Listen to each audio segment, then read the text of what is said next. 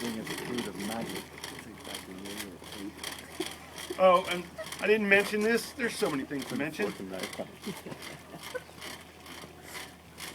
So right there, it hit the depth stop, and I'm going to do a couple more turns. And what that does is kind of strip out the lead screw so that I can pull it back up. If I don't turn it a couple turns, then it'll be hard to pull up. You're like, why won't it go up?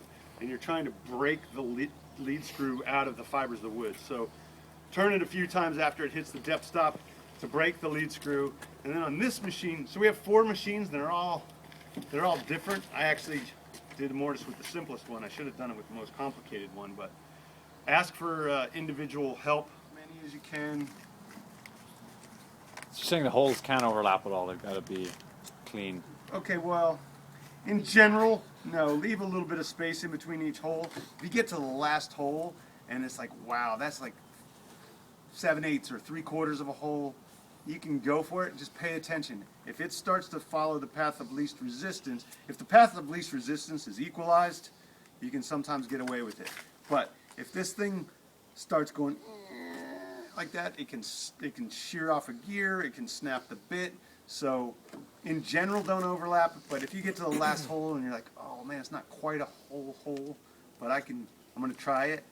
It's okay if you try it, but as soon as this thing starts going into one of those holes, stop. The other thing with these machines is at any point, if you encounter any type of resistance or something's not working right, or you're like, man, don't just force it. Get Josh or I to come over and we'll assess the situation. And we might just say, oh, you just got to do this and keep you going. But don't force these machines because you can break them. They're very old. And they're production machines, I mean, like, right, they're like made for hogging out mortise, like fast, right? Well, relatively for the time, I mean. Yeah. I mean, you can go pretty fast with these machines for sure. He means there's such a thing as a chain mortiser, isn't there? Yes, there is. No, I just look at these, just like with the little flip and it winds back up. It's like, it seems like, oh, so I guess if you were like, you get pretty good with that. Yeah, that doesn't take any time. The flip, you mean? Well, just like they have the flip rather than just lifting it up. It's like it's higher the mechanism. It just seems Yeah, like, no, these things were high tech in the day. They still are, really. yeah, they're cool. You use these personally in your building houses? No, I have a chain mortiser. I have. Yeah. As I said, in my folks' house, all those with mortise with the boring machine that you'll ride on. But one of the things I like about these weeks of workshops is In that kind they're Does it- such beautiful machines. Does the price compare to a chain mortiser? How much does the tool guy get for these? And what does a chain mortiser cost? A wood one like that is probably $400, and then the Miller's Falls, which there's 2 of those in the South Studio. Those are more Push my like- chisel straight down, and I'm going to take half again, and then I'm going to, maybe on the third, go right for the line. And I have a little guide in my hole. If you can step up, you'll see like where the drill bit hit. That basically shows me exactly where my mortise should be all the way down. So if I cut this wood away and I still see, oh, like right here, I can see that round part and a big flat here and a little bit of a flat here. So I want to make it even to the sides of that round hole all the way down. So is that why the housing is always that size, because the bore has the same diameter? So that's the mortise, not a Yeah, housing. okay. And so yeah, you have to use the right size drill bit, but it's that size because these are 7x7 timbers. If these were 8x8, then we might go with 2-inch joinery, and we have 2-inch bits that'll fit on those machines. But in this frame, everything is snap, so we're using 1.5-inch bits. So here's an example of where on my second hole, I stayed a little farther away, and so there is a complete webbing, not at the top, but you can see down in the bottom. But that is really no big a deal, because watch. It just, the fibers are severed at the end grain, and so all I got to do is pare it down, and it just gets gone pretty quick. Don't get your knickers in a twist too much about stuff in the bottom. We're not making the bottom of this baby butt smooth. We got it deeper than we needed to anyway, so don't worry too much about the bottom. We don't want any offending mountains down there, but don't worry about it too much. If it's looking messy and you want to get the chips out because they're driving you crazy, then you can try to scoop them out with your fingers. One thing that I do sometimes is actually use my combo square as a scoop, not as a prying device, but as a scoop. So I'll show you what I mean. This gets in there better than my fingers and can get a bunch of chips out so that I can see what I'm doing. If they start getting in your way, don't worry about them unless they start piling up and getting in your way. Of course, I could roll the timber, and that's fine with a little light cedar 7x7, but if it's a 24-foot long 8x10, you don't want to be rolling it any more than you have to. You wouldn't want to clean this up with the Japanese saw at all or anything? Nah, Says you don't need can't. to. No need. I mean, you could, Yeah. but no need to. So I'm gonna go right down to my line. I do. You might want to stay a little bit away from your line the first time you do this. But see how if I go right to my line here and then here, these pieces the fibers just tear up. If I try doing that right here, nothing really happens. I can hit it really hard, but nothing happens. It's that thing that Josh was talking about yesterday, chisel towards daylight. So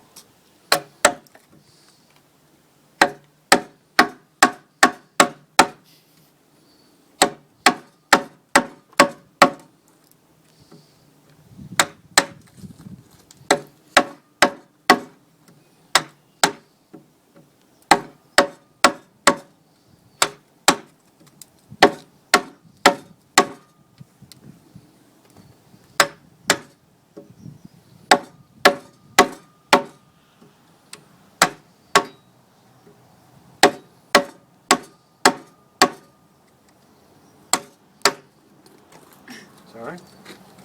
And then for this last little bit, I'll turn the chisel around and chisel towards this daylight. And then a lot of this just busts out. So again, it's that concept of getting rid of the bulk of the material as fast as you can in the most efficient way.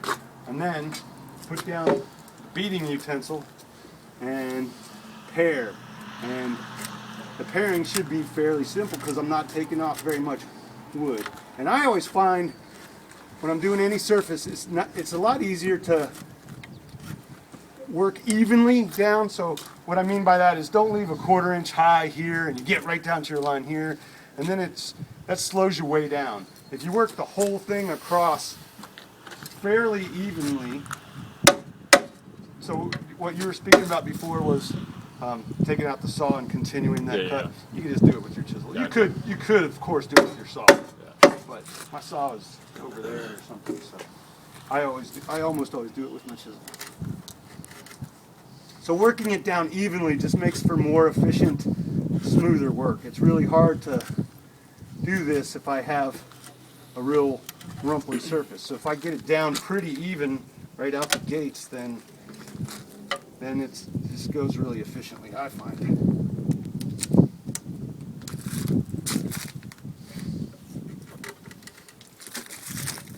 And then here, I'm actually going to do something a little different right there. I was having trouble with that piece of wood, so I put bevel down and I just kind of scooted it along. That's kind of not a standard thing I do, but in that case it seems like the way to go. So then I need to hunker down and Slip right on there. So I did walk right between you and the down, so So you're so it's okay, focused. like, if this is dipping when you kerf and that breaks away some wood that dips down below your... it is Plane? because we're gonna belly this a little bit. So, and I just kind of tend to do that right out the gates because I know I'm gonna belly this. Actually, what we would like you to do is practice making this perfectly perpendicular to this face and then belly it in. But after you do 3 or 4 of these, you just put the belly in as you do it because you know it needs it, it's just more efficient. Okay. But for chiseling skills, practice making it perfectly perpendicular. Like this is probably pretty good. And again, this is one of those check frequently and early. Check before you go, oh, I took too much. Check and say, oh yeah, that's looking pretty perpendicular and I still have a little bit of wood to go. I'd rather you do that 3 or 4 times than check this one time and go, oh shit, I went too deep. over the hole that you can So if you drill, see, yeah, and you can line the drill bit up. It should basically disappear. yeah. If you see it in the mirror, then it's not vertical. This is a bit and brace. So this part is called a brace, and this is the bit. And you can't really use a brace without a bit. So right here, I just broke through the mortise. Now that's a place where I can drastically go out of plumb. So it's really important that you make sure that you re-plumb it up right there. And you got it. Go through the. Say again? We're going all the way through it, on all the pegs. The important thing here is that you want to start out plumb right from the beginning and stay plumb. You don't want to get partway through this and go, oh, I'm out of plumb, and try to correct it, because all you'll do is bend the bit, which is a bummer. These bits are expensive and hard to get nice ones, so do not bend them. Start off plumb and stay plumb. If you find out that you're not plumb, it's kind of Johnny too bad. It looks like it's leaning into the gallows a little bit. Here, I don't know. Well, at this, it's close enough, and at this point I can't really change it, because if I did, I'd be bending the bit. Yeah.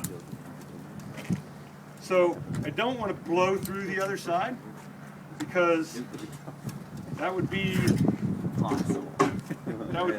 ugly. So when I think I'm getting close, I want to start actually pulling up on this. The lead screw is pulling it down. I'm not really pushing on this. This is just my pivot point.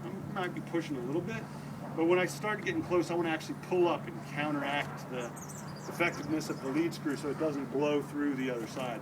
I do want to stop when the lead screw just comes through the other side, and then I'll drill the remainder from the other side to get a nice clean hole.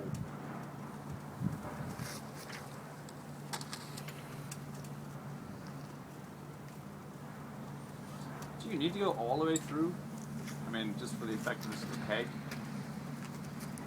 It's a lot easier too, but no, there's some frames that I've designed that are blind pegs, because you have, like, say, two pegs at the same, like on a corner post. If you have two pegs that are going to hit each other, one of them can't go all the way through. I mean, if you have an 1.5 bearing on one side, it's kind of not much point having more than 1.5 on the other. It's not really necessary. It's not really necessary, but it's actually harder to not go all the way through than it would be. tapered, Yeah. so, and they're tapered for about 3 inches. So you wouldn't get that 1.5 bearing until you stuck it about 4.5 inches past the tenon, at which point you're sticking out the backside of the timber. No, at this point I have about 1/8 of an inch The pegs are tapered. to go. And so I'm just going to go like this and make sure there's nothing, all the little chips get pulled through. And then the last step, because where the lead screw came through, there was a little hole, and I just stuck it in that hole, and I didn't need the big Al again, because I was only going down about 1/8 of an inch, not very far. So then the last thing I want to do is, if I have any flakes where this went into my mortise, you'll often get a little blowout flake like that. Peel that off right now, so that it doesn't get in the way later. The easiest time to do it is right then, after you drill the hole, look in there and go, oh, yep, there's a flake, and pull it out. And then you're And done. dump all that gradu out of there too. Heck. Nothing worse than racing day, going and putting it all together, and then, oh, you got gradu in there and you got to take it apart. What are you calling it? Gradu. Gradu, native speakers. We were laughing about the fact that a non-native English speaker would be like, what is he talking about? Out of the gates, gradu.